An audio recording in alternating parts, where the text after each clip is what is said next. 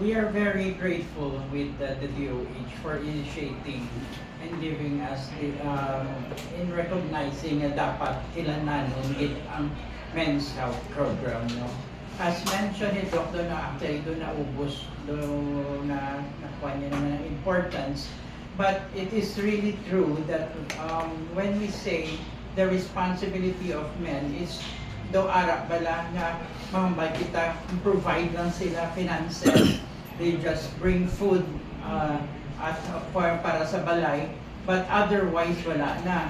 And in fact, during our campaigns and advocacies, makita naton nga ang involvement nila permi sila nga gaiwas because of course they have to earn, no?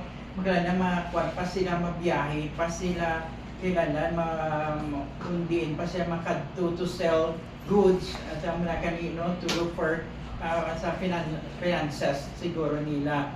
And of course, it is also very important that the men should be involved in the decision making. Among gina-stress out man naton, not only leaving it to the mothers, no?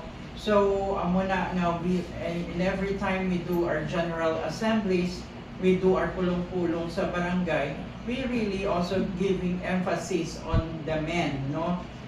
Mahambal kita, giving them as the importance man, no? Hindi lang ang kababaihan. And as what we observe, giving them the attention also boost their confidence.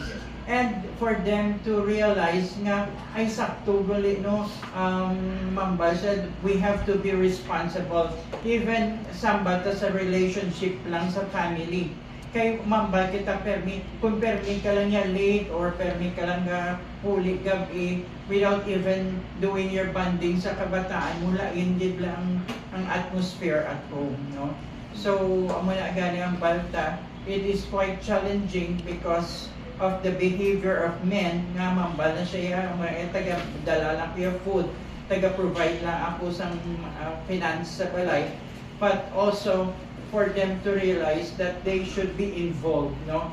Kay kung once the decision making isa lang alawayan pa nila, but kailangan ginatagaan ta emphasis that it should be comes in a mutual understanding between the wife or the man or ang mag-partner.